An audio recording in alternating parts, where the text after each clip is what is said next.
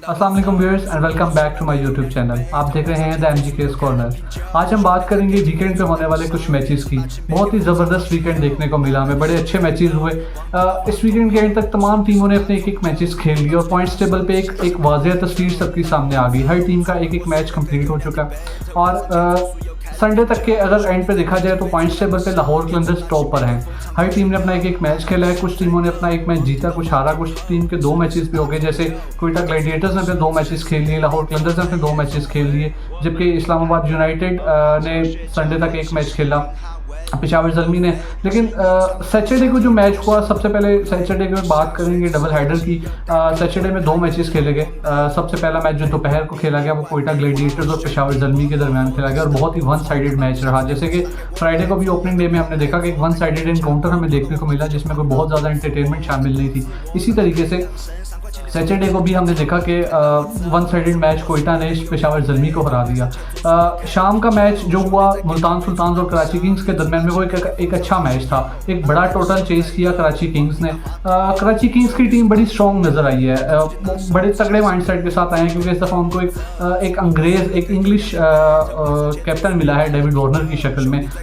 Mindset change होता है, specially जब आप ऑस्ट्रेलियंस की बात करते हैं, क्योंकि डेविड वार्नर ऑस्ट्रेलिया से ताल्लुक़ रखते हैं। तो जब आप ऑस्ट्रेलियंस की बात करते हैं तो ऑस्ट्रेलियंस जो है वो अपने माइंड से बहुत स्ट्रॉन्ग होते हैं। वो उनको अपने इंटरनेशनल क्रिकेट में भी अगर आपने देखा है तो वो एक उनकी गेम का जो स्टैंडर्ड होता है वो बहुत ऊपर तक होता है। वो बहुत ज़बरदस्त किस्म की क्रिकेट और मेंटालिटी उनकी बहुत स्ट्रॉन्ग होती है, बहुत जल्दी हार नहीं मानते हैं। तो उनको इस दफ़ा एक ऑस्ट्रेलियन कैप्टन मिला है जिसने उनके माइंडसेट को तगड़ा करके, चूँकि जैसे कि आपने देखा कि अपनी पहली 3 विकेट्स एक छोटे से स्कोर पे गवा बैठा था कराची किंग्स, लाइक 52-60 के अराउंड उनके 3 आउट हो चुके थे। लेकिन उसके बाद जो जेम्स विंस ने बैटिंग की, खुशदिल शाह ने बड़ी ज़बरदस्त बैटिंग की स्पेशली। लेकिन जेम्स विंस की अगर मैं बात करूँ तो बहुत ज़बरदस्त तरीके से उन्होंने इस चेस को लेके कैरी किया। जेम्स विंस जो है वो इंग्लैंड से ताल्लुक़ रखते हैं, और तो कि अपनी नेशनल टीम में वो उस तरीके से अपनी जगह नहीं बना पाते हैं, लेकिन जो लीग क्रिकेट खेलते हैं डिफरेंट लीग्स में ऑल अराउंड द वर्ल्ड वो खेलते हैं, वो बहुत ज़बरदस्त परफॉर्म करते हैं लीग्स में। बिग बैश लीग में रेगुलर पार्ट रह चुके हैं, इसी तरीके से PSL का वो रेगुलर पार्ट रहते हैं। तो बड़ी एक अच्छी उन्होंने कैलकुलेटेड इनिंग्स खेली। रिजवान ने सेंचुरी की थी पहली इनिंग्स में मुल्तान की तरफ से, दूसरी इनिंग्स में कराची की तरफ से जेम्स विंस ने सेंचुरी की, जो कि एक मैच विनिंग सेंचुरी साबित हुई। बट यही होता है, हार जीत होती है, आपको कभी अप्स एंड डाउन्स फेस करने पड़ते हैं। जैसे रिजवान की सेंचुरी की अगर बात की तो करें तो वो बड़ी ज़बरदस्त इनिंग्स थी, लेकिन उनको वो जीत नहीं दिला पाई है। बट अनफॉर्चुनेट रहे, कोई मसला नहीं। अभी बहुत सारे मैचेस बाकी, अभी टूर्नामेंट शुरू हुआ है, पहला मैच था, आगे देखेंगे इंशाल्लाह। देखें, मुल्तान भी उन पेपर बड़ी अच्छी टीम लगती है। संडे को एक मैच खेला गया कोयटा और लाहौर के दरमियान। वो मैच लाहौर ने ऑलमोस्ट वन साइडेड तरीके से कोयटा को हराया। बड़ी ज़बरदस्त बैटिंग की, जैसे पिछली वीडियो में हमने बात की थी कि फ़खर जमान का रन्स करना बहुत ज़रूरी है। फ़खर जमान जब लाहौर के लिए रन्स करते हैं तो लाहौर के लिए आसानी हो जाती है, लाहौर के अंदर से एक अच्छा टोटल क्रिएट करते हैं, उनके लिए मैच जीतना आसान हो जाता है। तो वही वो कल के मैच, संडे के मैच में भी वही हुआ। फ़खर जमान ने ऊपर से रन्स किए, नीचे से सैम बिलिंग्स बड़ी ज़बरदस्त इनिंग्स खेली उन्होंने, 19 बॉलों पे 50 किया। वो एक बहुत ही ज़बरदस्त किस्म की और बहुत ही जारहाना किस्म की बैटिंग की उन्होंने, और एक अच्छे टोटल पे, जो कि लाहौर को शुरू में लग रहा था कि 180, 190 या 200 के समथिंग राउंड अबाउट वो रहेंगे, लेकिन सैम बिलिंग्स की इनिंग्स की वजह से वो 219 तक चले गए और 220 का टारगेट मिला कोयटा को। कोयटा थोड़ा सा जो है वो उन्होंने स्पेस दिखाई जब रायली रूसो और खुशहाल मेंडिस विकेट पे खड़े थे। उस वक्त तो लग रहा था कि वो मैच को लंबा लेके जा सकते हैं, बट जैसे ही रायली रूसो और खुशहाल मेंडिस आउट हुए, उसके बाद किसी ने भी कोई किसी किस्म की मुज़ाहमत करते हुए कोई नज़र नहीं आया। किसी के अंदर कोई उस तरह की वो इनिंग्स कोई बिल्ड नहीं कर सका कि मैच को लंबा लेके जा सके या मैच अपनी टीम को जिता सकें। लेकिन स्टिल एक मैच जीत चुके हैं और बड़े अच्छे मार्जिन से जीते हैं। लेकिन अनफॉर्चुनेटली दूसरा मैच जो कोयटा हारा है वो भी एक अच्छे मार्जिन से हार चुके हैं, लाइक एक बड़े मार्जिन से हारे हैं। अल्टीमेटली लाहौर कलंदर्स को हेल्प आउट किया उस रन रेट ने, जिसकी वजह से वो टॉप ऑफ द टेबल खड़े हैं।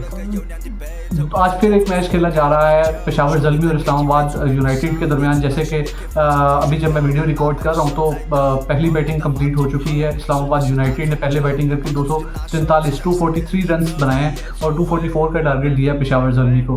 पेशावर ज़ल्मी अभी एक विकेट अपनी गंवा चुके हैं। लग नहीं रहा कि वो आज भी कोई अच्छी कामयाबी, या maybe I don't know कि वो कामयाब भी होते हैं या नहीं। अच्छी कामयाबी तो बाद की बात है, लेकिन पहले कामयाब होना ज़रूरी है। लेकिन वो लग नहीं रहा कि आज फिर वो चेस कर सकेंगे कि नहीं।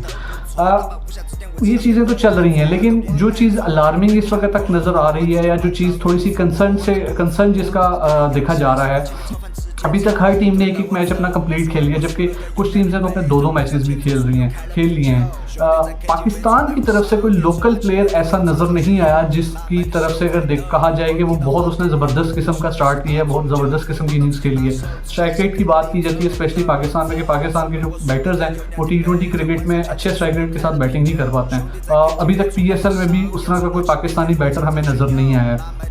सैम बिलिंग्स ने अगर अच्छी इनिंग्स खेली है 200 प्लस के स्ट्राइक रेट की अगर बात की जाए, एक बड़े स्ट्राइक रेट की बात की जाए, उसमें सैम बिलिंग्स शामिल थे, इसी तरीके से जेम्स विंस शामिल थे, तो राइली रूसो ने एक अच्छी इनिंग्स खेली। तो मतलब अभी तक जो आप देख रहे हैं एक अच्छे स्ट्राइक रेट, एक बड़े स्ट्राइक रेट के साथ किसी को बैटिंग करते हुए, तो वो एक नॉन पाकिस्तानी यानी कि फॉरेन क्रिकेटर्स रहे हैं।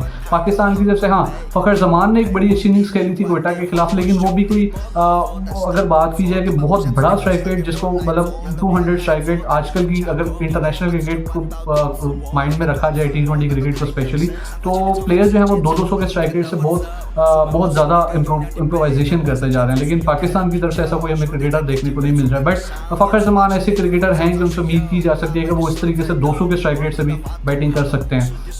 Hope for the best. अभी पूरा PSL बाकी है, अभी एक 2-2 मैचेस हुए हैं, बहुत लंबा PSL चलने वाला है। देखेंगे, होप्स हो कि पाकिस्तानी बैटर अच्छा निकले। इसमें मेरा ख्याल है कि इरफान नियाजी पे काफ़ी नज़रें रहेंगी, क्योंकि T20 क्रिकेट जैसे इवॉल्व हो रही है और रिसेंट टाइम से हमने देखा है कि पाकिस्तान क्रिकेट टीम जो है वो नए कुछ लड़के हमें देखने को मिले इंटरनेशनल टीम में भी। तो इस PSL में उनको अपने आप को साबित करना होगा, अपने आप को उस तरीके से प्रेजेंट करना होगा कि देखा जा सके या नज़र आए कि उन लोगों में वाकई वो करंट है कि वो इंटरनेशनल पाकिस्तान टीम को रिप्रेजेंट कर सकते हैं आज की मॉडर्न डे क्रिकेट के पॉइंट ऑफ व्यू से।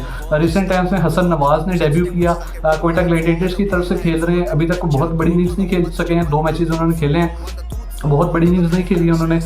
इसी तरीके से मैं जैसे इरफान खान नियाजी की बात करता, कराची किंग्स की तरफ से खेलते हैं। अभी तक उनकी तरफ से भी हमें मैच तो कराची ने भी एक ही खेला है और उनकी खैर बारी ही नहीं आई है पहले मैच में, लेकिन ये है कि उन पर नज़रें रहेंगी कि वो इस PSL में क्या करते हैं। अब्दुल समद पेशावर ज़ल्मी के लिए खेल रहे हैं, उन्होंने भी अभी तक कोई इस तरह की इनिंग्स उनकी पहले मैच में हमें देखने को नहीं मिली। आज दूसरा मैच उनका चल रहा है, देखते हैं वो क्या करते हैं। बट ये वो प्लेयर्स हैं जिन पर नज़रें रहेंगी, क्योंकि अभी रिसेंट टाइम से उन्होंने पाकिस्तान क्रिकेट को रिप्रेजेंट करना स्टार्ट किया और फ्यूचर है पाकिस्तान क्रिकेट का। पाकिस्तान क्रिकेट को आगे इनकी ज़रूरत है इस तरह के बड़े हिटर्स की, क्योंकि बड़े हिटर्स में इनका नाम आता है। तो लेट्स सी कि ये लोग क्या करते हैं, होप फॉर द बेस्ट।